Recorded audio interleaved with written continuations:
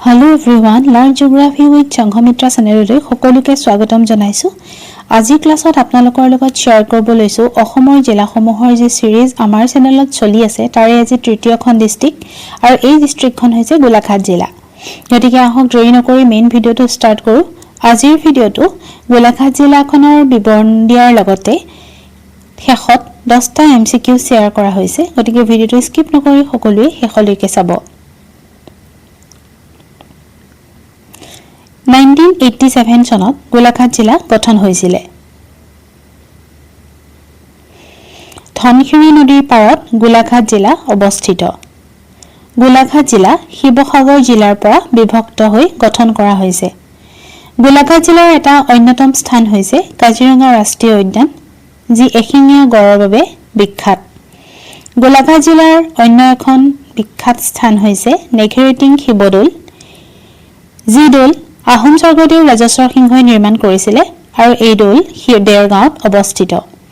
নুমলীগড় তেল শোধনাগাৰটো গোলাঘাটতেই অৱস্থিত, যাক এনৰেল বুলি কোৱা হয়। অসমৰ অৰ্থনীতিৰ এক গুৰুত্বপূৰ্ণ প্ৰকল্প। এই শোধনাগাৰে অসম চৰকাৰক বাৰ্ষিক বৃহৎ পৰিমাণৰ বিক্ৰী কৰ প্ৰদান কৰে। এনৰেল 2.0 ভৱিষ্যত পৰিকল্পনা হৈছে 9 নিযুত মেট্ৰিক টনলৈ ক্ষমতা বৃদ্ধি কৰি ইণ্ডো বাংলা ফ্ৰেণ্ডশ্বিপ পাইপলাইনৰ জৰিয়তে বাংলাদেশলৈও ইন্ধন ৰপ্তানি কৰা, লগতে বায়ো ইথানেল অৰ্থাৎ বাঁহৰ পৰা ইথানেল প্ৰস্তুত কৰা। আপোনালোকে জানে চাগে ইথানেল কি বস্তু। ইনে সাধাৰণতে চেনি বা শ্বেতসাৰ জাতীয় বস্তুৰ পৰা ইথানল প্ৰস্তুত কৰা হয়। 2023 চনৰ G20 সন্মিলনত ভাৰতৰ নেতৃত্বত গ্লোবেল বায়োফুয়েলছ এলায়েন্স মুকলি কৰিছিল আৰু এই এলায়েন্সৰ মুখ্য লক্ষ্য আছিল বিশ্বজুৰি জৈৱ ইন্ধনৰ ব্যৱহাৰ বৃদ্ধি কৰা। গোলাঘাট জিলাতে অৱস্থিত বুৰঞ্জী প্ৰসিদ্ধ ধুদৰ আলি আহোম স্বৰ্গদেউ গদাধৰ সিংহই নিৰ্মাণ কৰিছিল। কুশল কোঁৱৰ, কমলা মিৰি, ৰাজেন্দ্ৰনাথ বৰুৱা এইসকল হৈছে গোলাঘাট জিলাতেই জন্মগ্ৰহণ কৰা এগৰাকী freedom fighter. North east national highway 37 and national highway 39 এই ৰাষ্ট্ৰীয় পথকেইটা গোলাঘাট জিলাৰ মাজেদি পাৰ হৈ গৈছে।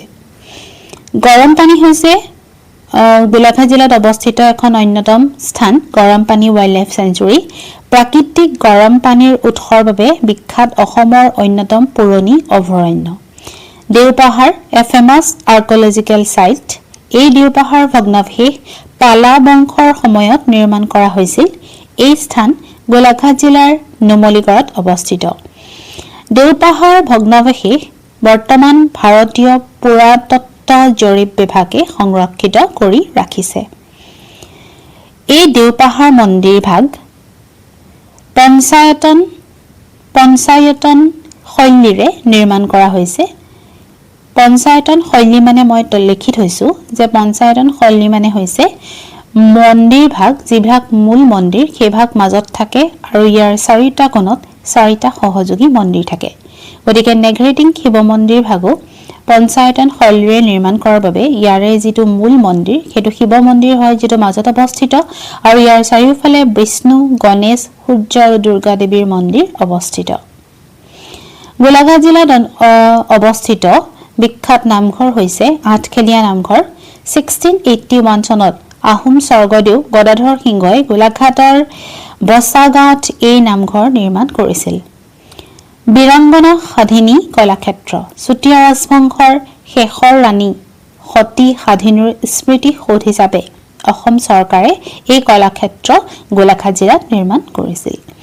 এইখিনি আছিল গোলাঘাট জিলাৰ ইম্পৰ্টেণ্ট ইনফৰমেশ্যন। এতিয়া আহিছো MCQৰ মাজলৈ। আজিৰ MCQৰ প্ৰথম MCQটো হৈছে ভাৰতৰ প্ৰথমটো বেম্বো বেছড বায়ো ৰিফাইনেৰী কোনটো? অপশ্যন ডিগবৈ তেল শোধনাগাৰ, নুমলীগড় তেল শোধনাগাৰ, নুনমাটি তেল শোধনাগাৰ, গ লাকুৱা। ইয়াৰ আনসাৰ হৈছে ডিগবৈ তেল শোধনাগাৰ। PMG ভেন যোজনা আঁচনি কোনটো খণ্ডৰ লগত জড়িত? পৰ্যটন খণ্ড, পৰিবহন খণ্ড, কৃষি খণ্ড, জৈৱ ইন্ধন খণ্ড। ইয়াৰ আনসাৰ হৈছে জৈৱ ইন্ধন খণ্ড। খনিকৰ পুথি আমি সকলো ইয়াৰ নাম শুনিছো খনিকৰ পুথিত কিহৰ বিষয়ে আলোচনা কৰা হৈছিল মাধৱদেৱৰ নামঘোষা শংকৰদেৱৰ কীৰ্তনঘোষা মাধৱদেৱৰ অৰ্জুন ভঞ্জন শংকৰদেৱৰ গুণমালা ইয়াৰ আনসাৰ হৈছে শংকৰদেৱৰ কীৰ্তনঘোষা লেটেকুজন চাহ বাগিচা অসমৰ কোন জিলাত অৱস্থিত গোলাঘাট যোৰহাট শিৱসাগৰ তিনচুকীয়া ইয়াৰ আনসাৰ হৈছে গোলাঘাট অসমৰ গোলাঘাট জিলা আৰু নাগালেণ্ডৰ সীমান্তত অৱস্থিত বাণিজ্য কেন্দ্ৰটোৰ নাম কি Merapani Siliguri Kharupetia none of the above answer হৈছে মেৰাপানী কোন তাৰিখে সতী সাধিনী দিৱস হিচাপে পালন কৰা হয় 21 মাৰ্চ 21 এপ্ৰিল 21 জুন 21 জুলাই ইয়াৰ আনসাৰ হৈছে 21 এপ্ৰিল নেঘেৰিটিং মন্দিৰ কি শৈলীৰে নিৰ্মিত দ্ৰৌপদী শৈলী নীলাচল শৈলী পঞ্চায়তন শৈলী আৰু none of the above year answer হৈছে পঞ্চায়তন শৈলী দেওপাহাৰ ভগ্নাৱশেষ বৰ্তমান কোন বিভাগে সংৰক্ষিত কৰিছে ভাৰতীয় পুৰাতন জৰীপ বিভাগ নুমলীগড় তেল শোধনাগাৰ মাটিৰ জৰীপ বিভাগ অসম আৰু মিছন বসুন্ধৰা ইয়াৰ আনসাৰ হৈছে ভাৰতীয় পুৰাতত্ত্ব জৰীপ বিভাগ কাজিৰঙা ৰাষ্ট্ৰীয় উদ্যানৰ প্ৰৱেশ দুৱাৰ কি গোলাঘাট জিলা নগাঁও মৰিগাঁও যোৰহাট ইয়াৰ আনসাৰ হৈছে গোলাঘাট